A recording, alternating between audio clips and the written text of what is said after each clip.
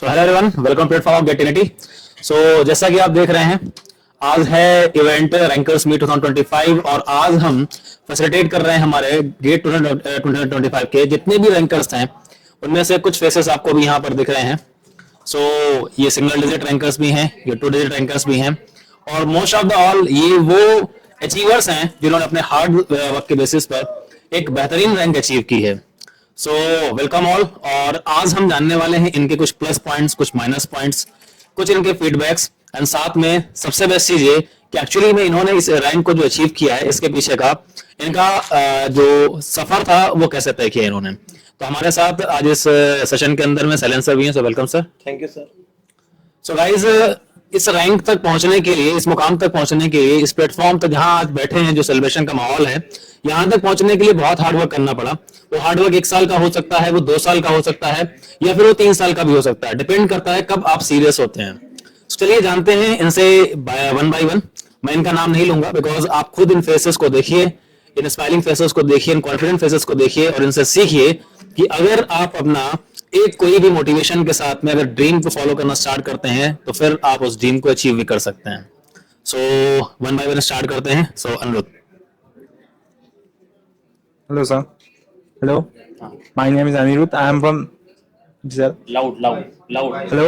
My name is Anirudh, and I am from JU. My AIR is 86. Okay. So yeah, I attempted this first time and pre-gate test series दिया था और उससे बहुत help हुआ और बाकी sir लोग के गाइडेंस से बहुत ही हेल्प हुआ उससे और बस मेहनत किया और ऐसे ही आ गया रैंक। Thank you sir. अभी आपका ये 3rd ईयर था। हाँ सर। क्या प्लान है आप फाइनल ईयर का? सर फाइनल ईयर का वैसे कुछ प्लान नहीं है, जैसे 3rd ईयर में फॉलो किया है, हर एक सब्जेक्ट को अच्छे से कवर किया है और फिर PYQ लगाया और फिर टॉपिक वाइज टेस्ट वैसे ही करेंगे फिर दोबारा और फिर वैसे ही मेहनत इस बार AIR 86। हाँ सर। तो 3rd ईयर में ये रैंक अचीव करना अपने आप में एक बहुत बड़ी बात है। कहीं ना कहीं आप दोनों JU से ही हो, हाँ। है ना? एक की AIR 86 और एक की AIR 7। तो कहीं ना कहीं एक बॉन्डिंग तो अब अच्छी हो ही सकती है जिससे कि आपके आगे आने वाले जूनियर्स को भी हेल्प मिले, आपके साथ में जो भी थर्ड ईयर के बच्चे होंगे उनके साथ में एक अच्छी बॉन्डिंग करके। और इस बार आई होप कि आप अपनी रैंक को और इम्प्रूव करने के लिए वर्क करेंगे। सो एक अभी से जो प्रिपरेशन का मोड होगा वो क्या अभी आपने स्टार्ट कर दिया है या अब यहाँ से जाके स्टार्ट करने वाले हो? नहीं सर, यहाँ से जाके ही स्टार्ट करेंगे। और बॉन्डिंग की बात है तो बॉन्डिंग तो सर हमारे पहले से ही है, कॉलेज से हम लोग बैचमेट है और मेरे साथ और भी अच्छे दोस्त हैं जिनकी रैंक 200 के अंदर है। ऐसे 3-4 बच्चे हैं मेरे साथ। तो प्रिपरेशन तो सर हम एक साथ ही बहुत अच्छे से कर चुके थे, 2nd ईयर से स्टार्ट किया था।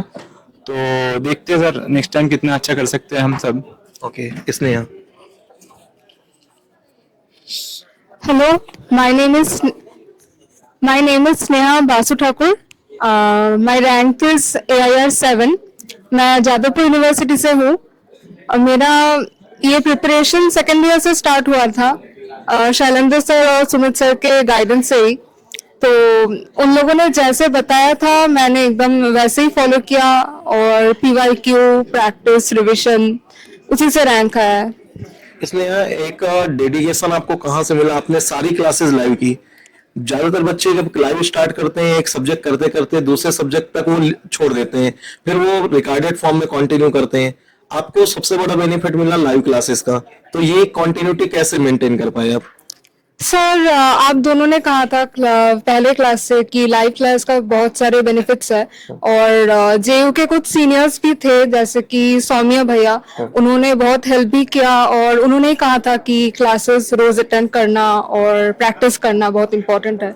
तो उनसे एक मोटिवेशन मिला था। इसने जैसा कि मुझे पता है कि आप लोगों का एक ग्रुप था जिसमें अपने ही इस गेटिनिटी स्टूडेंट्स थे, तो उन ग्रुप के में आप लोगों का अच्छा डिस्कशन होता था। हाँ सर। उसका कितना बेनिफिट मिला? सर उसका बहुत बेनिफिट था जैसे कि यश सोनी भैया, संपूर्णा दीदी और अनीश भैया, इन लोगों ने मेरा बहुत हेल्प किया और थ्रू आउट द प्रिपरेशन हम बहुत सारे क्वेश्चंस, डाउट्स डिस्कस करते रहते हैं। तो बाकी लोगों का डाउट्स भी सॉल्व होता है और हमारा खुद का डाउट्स भी बाकी लोग सॉल्व कर देते हैं। तो ये बहुत इंपॉर्टेंट है डिस्कशन करना और group study. Amitoj. Myself, Amitoj Singh Chhabra. I'm from I am from NIT Jaipur और प्लस मेरी रैंक 21 है। तो मेरी मेरे गेट की जर्नी की शुरुआत सेकेंड ईयर से ही हो गई थी। और ऑफ कोर्स हेल्प जो हमारे कॉलेज के टीचर्स थे, उनके जितने भी नोट्स थे उन्होंने बहुत हेल्प करा। उसका 4th ईयर में मैंने मैंने फिर टेस्ट सीरीज ली इनकी। और ऑफ कोर्स सबसे ज्यादा हेल्प ऑफ कोर्स जितने भी कंसेप्ट्स थे वो मैंने इनके यूट्यूब चैनल के थ्रू भी, अपने कॉलेज के थ्रू भी ली। लेकिन उसके साथ साथ जो टेस्ट प्रैक्टिस थी और बहुत अच्छे टेस्ट इन्होंने अरेंज करवाए हमारे लिए। और शायद 3rd ईयर में भी रैंक 104 आई थी, और इस बार भी वो उससे कम ही आती अगर मैं इनकी टेस्ट सीरीज नहीं खरीदता। इनकी टेस्ट सीरीज खरीद के ऑफ कोर्स जो डिफिकल्ट क्वेश्चन था उसको टैकल करने के लिए जो माइंडसेट होता है वो बहुत इंप्रूव हुआ। तो thank you sir for the test series. हमें तो जनरली ऐसा होता है कि प्रैक्टिस करने के लिए कॉन्सेप्ट्स बिल्डअप करना भी जरूरी होता है। यस। और टेस्ट सीरीज हम प्रोवाइड करते हैं। सपोज मान लीजिए टेस्ट सीरीज जस्ट एक मोड है आपका प्रैक्टिस करने का, तो वो मोड जो है कई बार ऐसा होता है कि मोड डिफिकल्ट भी हो सकता है, मॉडरेट भी हो सकता है और इजी भी हो सकता है। तो टेस्ट सीरीज का जो लेवल था जो आपने फेस किया, उसमें क्या डिफरेंट लग रहा था आपको? जनरली ऐसा होता है कि जैसे आप PYQs लगाते हो, तो PYQs लगाने पर एक ट्रेंड सा बन जाता है कि हाँ इस पर्टिकुलर टॉपिक पे ऐसे क्वेश्चंस आते हैं, तो एक ट्रेंड फॉलो हो जाता है। जैसे एग्जांपल मैं लेता हूँ हीट एक्सचेंजर के अंदर में, उसमें जनरली ट्रेंड ये है कि चलो ठीक है एरिया का क्वेश्चन आएगा, LMTD का आएगा, या फिर लेंथ निकालने का आएगा, NTU का क्वेश्चन आएगा, इस पर जनरली बेस्ड क्वेश्चंस होते हैं। लेकिन जब आप टेस्ट सीरीज फेस कर रहे थे तो कुछ आपको डिफरेंट फेस लग रहा था? लाइक सर PYQs जब हम खुद करते हैं तो हमें ऐसा लगता है कि ये तो बहुत इजी क्वेश्चंस है, ये तो आराम से बन जाते हैं। लेकिन जब वो जो प्रेशर होता है एग्जाम के प्रेशर में, वही क्वेश्चन हम गलत करके आते हैं ऑब्वियसली। और ऑफ कोर्स टेस्ट सीरीज में भी बहुत डिफरेंट क्वेश्चंस थे और बहुत ज्यादा अच्छे क्वेश्चंस थे, वैरायटी के क्वेश्चंस थे। और ऑफ कोर्स उससे जो आपकी थिंकिंग होती है, क्रिटिकल थिंकिंग, वो भी बहुत इंप्रूव होती है।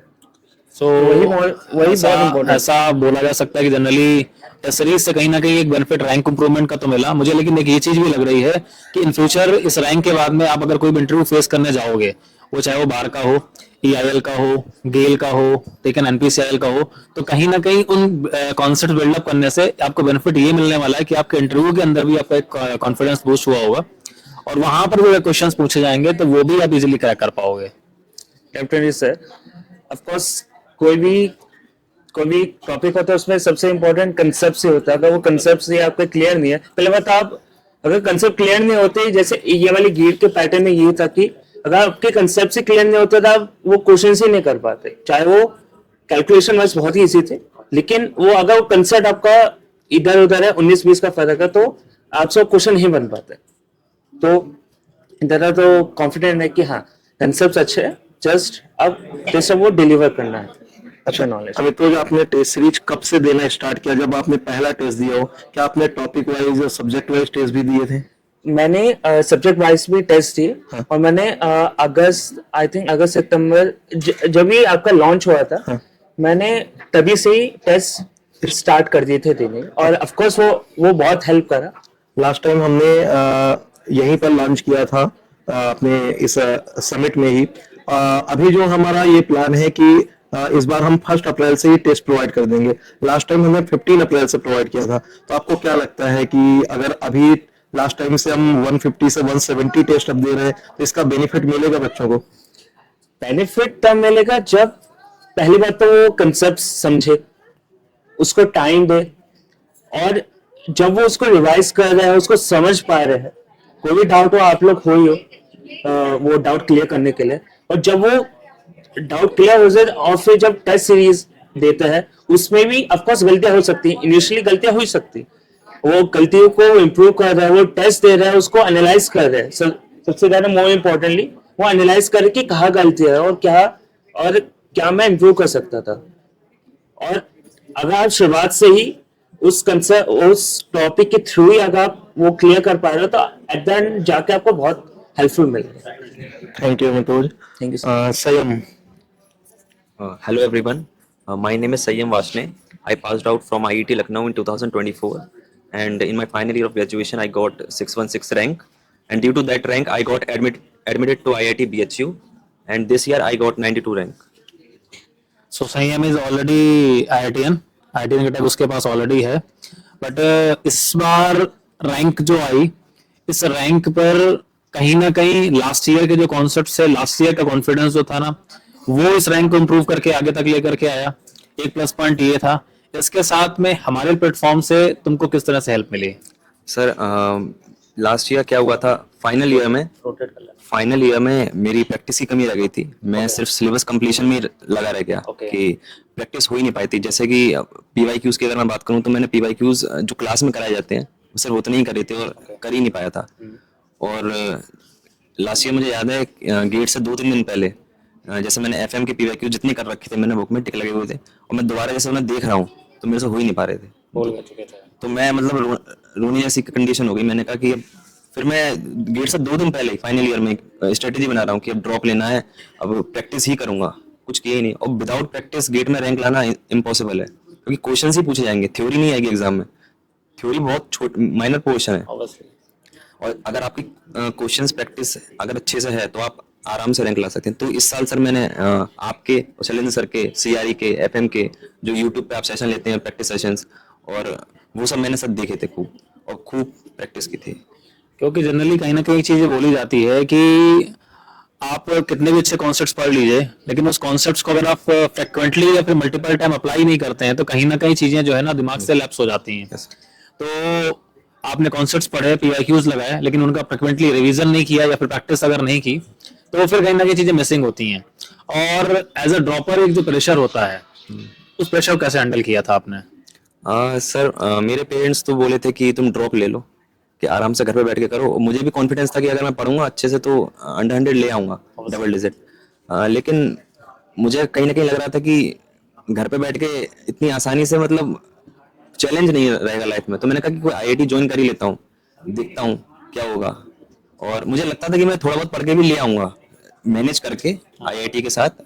और जब मैंने ज्वाइन किया था स्टार्टिंग में तो बहुत मुश्किल हो गया था मैनेज करना, क्योंकि बीटेक में तो कभी क्लासेस करी ही नहीं थी, बहुत कम करी थी। और IIT में जैसे आए थे तो क्लासेस बहुत हो रही हैं, पढ़ ही नहीं पा रहे हैं, टाइम ही नहीं मिल पा रहा है। लैब फिर कैसे भी सर हमें क्या होता है अपनी प्रायोरिटी डिसाइड करनी पड़ती है कि करना क्या है।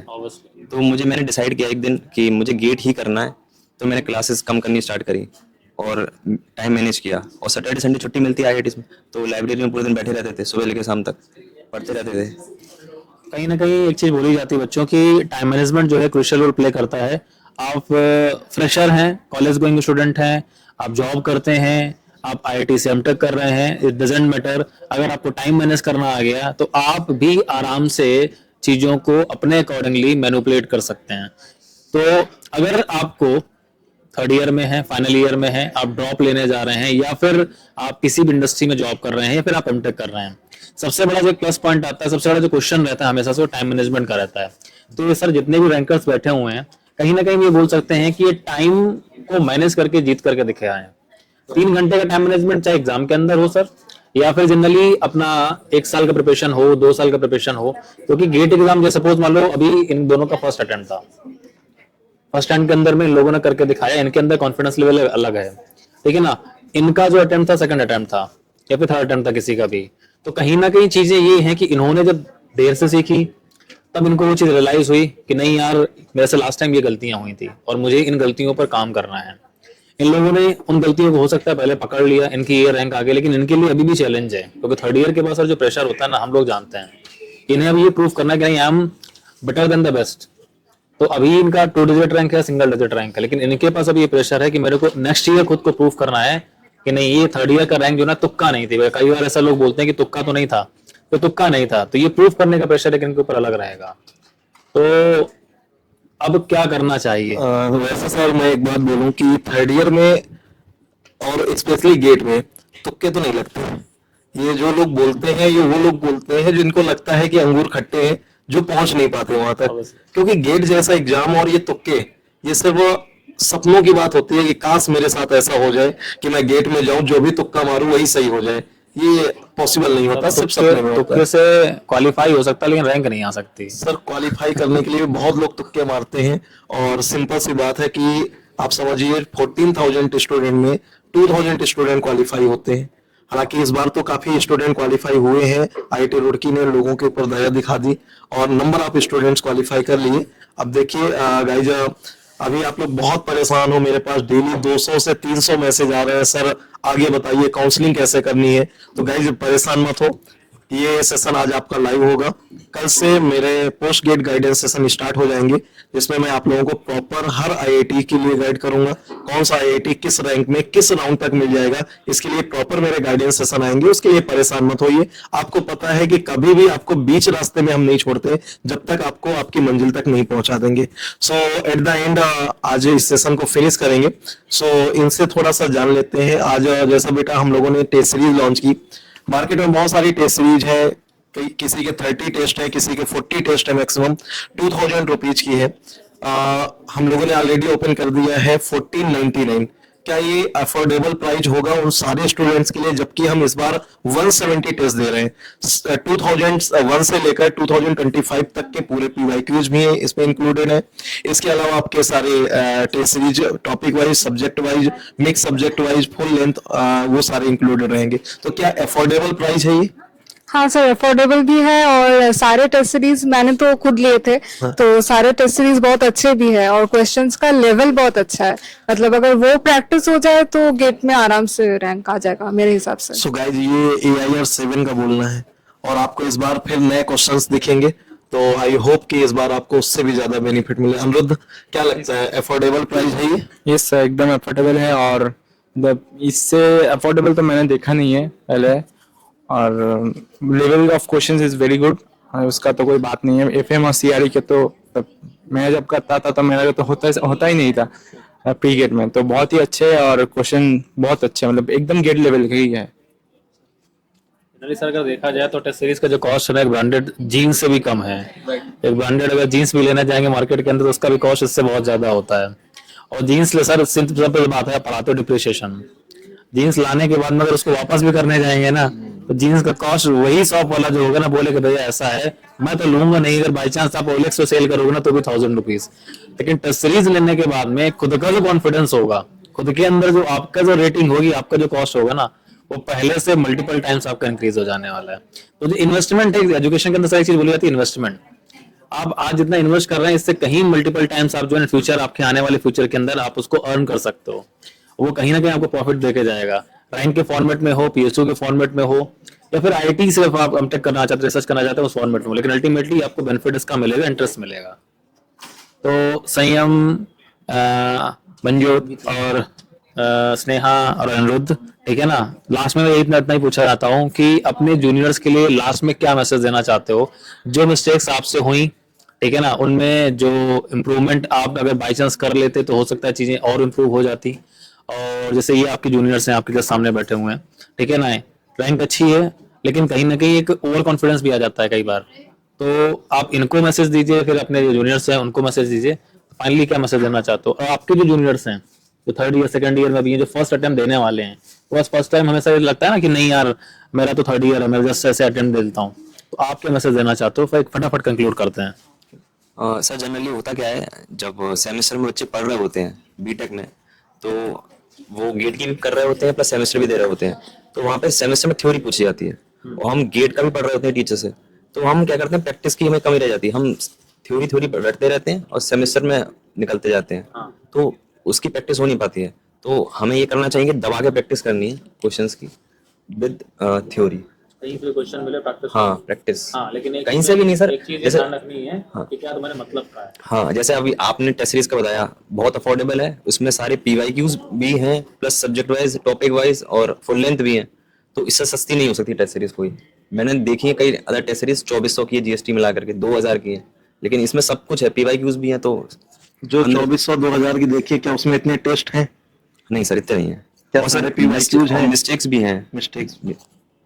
सो गाइज ये अफोर्डेबल प्राइस आप लोगों के लिए है, बट ये ऑफर सिर्फ 30 मार्च तक के लिए है। तब तक आप परचेज कर लेते हैं तो 1499, अदरवाइज फिर 1999 की रहेगी। सो अंतोज, आपका क्या मैसेज होगा आपके जूनियर्स के लिए? सबसे पहले मैसेज तो इनके लिए कि ऑफ कोर्स सबसे पहले कांग्रेट्स, अपने 3rd ईयर में इतनी अच्छी रैंक करी। मुझे इतना यकीन है कि ऑफ कोर्स अपने पेरेंट्स को प्राउड अभी भी कर रहा है और आगे भी जाके करेंगे। जस्ट इतना ही है कि फोर्थ ईयर में ऑफकोर्स प्लेसमेंट का सीजन चलता है। बहुत लोग आपके दोस्त होंगे जिनकी जो आईटी में जा रहे होंगे केमिकल में रह के भी, लेकिन मैं बस इतना ही कहूंगा कि ऑफकोर्स केमिकल में रह के आप पूरे साल केमिकल की पढ़ाई कर रहे हो तो आप केमिकल में ही अपना आप करियर बनाओ, वो ज्यादा बेनिफिशियल रहेगा। और वो डीमोटिवेट मत होना कि यार इनके तो ये प्लेसमेंट लग रही है और मैं बस बैठ के तो गेट ही दे रहा हूँ। जस्ट अपना वो जो कॉन्फिडेंस है, जिस माइंडसेट से आपने इस साल तैयारी करी है उसको बस छोड़ेगा नहीं। बाकी तो प्रोसेस आपको पता है, you have to just repeat it once more. और बाकी मैं जो अपने जूनियर्स को इतना ही बताना चाहूंगा कि आपने थर्ड ईयर में ऑफकोर्स कंसेप्ट वाइज बहुत लोग कंसेप्ट्स को ज्यादा ही पढ़ लेते, कुछ ज्यादा ही डीपली पढ़ लेते। गेट में जितना आपका कंसेप्ट से जितना आता है आप उतना ही पढ़िए। आप उस टॉपिक में पीएचडी करने बैठ जाएंगे तो उसका कोई लाभ नहीं है। और प्लस मैं हर एक जूनियर से कहूंगा कि आप बस क्वेश्चन प्रैक्टिस जरूर कीजिए। ऑफकोर्स इनकी टेस्ट सीरीज है बहुत अच्छी है और मैं सबको ही रिकमेंड करूंगा। इनसे ज्यादा सस्ती और अच्छा क्वालिटी वाइज टेस्ट सीरीज कहीं नहीं देखी। मैंने भी ऑफकोर्स जब इनके आए थे आई थिंक 1500 के थे, मैंने कहा कि ये तो बहुत सस्ती है, ले लेते हैं एक बार। तो ऑफकोर्स और बहुत बेनिफिट कर रहा है।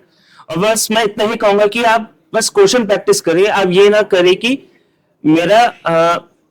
मेरा कोर्स पूरा हो गया लेकिन अगर वो क्वेश्चन प्रैक्टिस नहीं रहेगी ना, उधर टेस्ट के वक्त आप ऐसा जरूर होगा कि आपका टाइम मैनेजमेंट नहीं हो पाएगा, या फिर वो सही क्वेश्चन आपको आता होगा लेकिन आप वो पूरा ही गलत, आप उसमें पूरा समय लगा दोगे।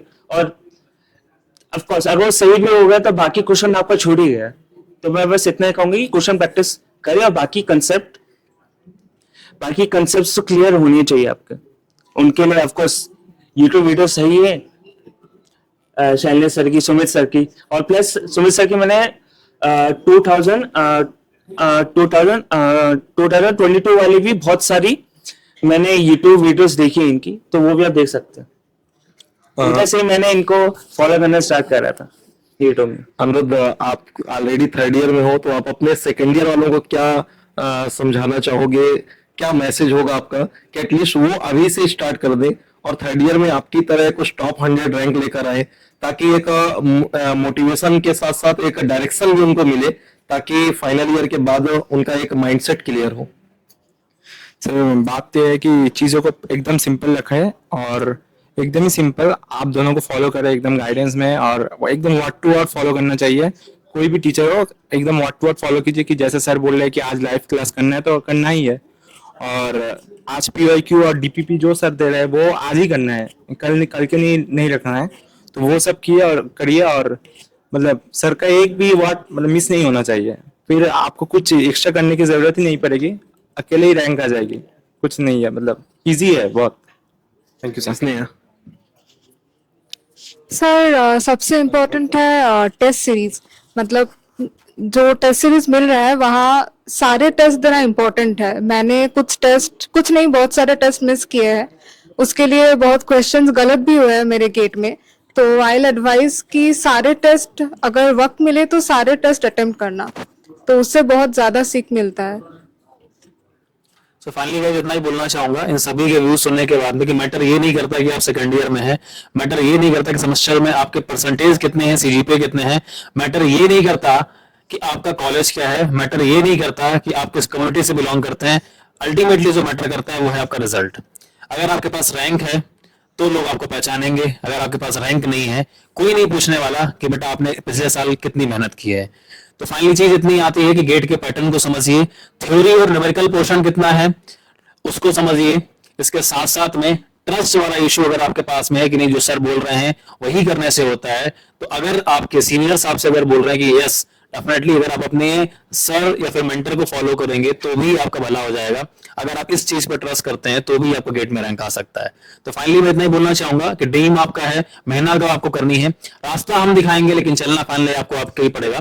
तो इसी बेस्ट विशेस के साथ में आप सभी को आपके आने वाले नेक्स्ट ईयर गेट एग्जाम के लिए, फिर आपके आने वाले किसी भी रिक्रूटमेंट एग्जाम के लिए best wishes. Thank you everyone and take care.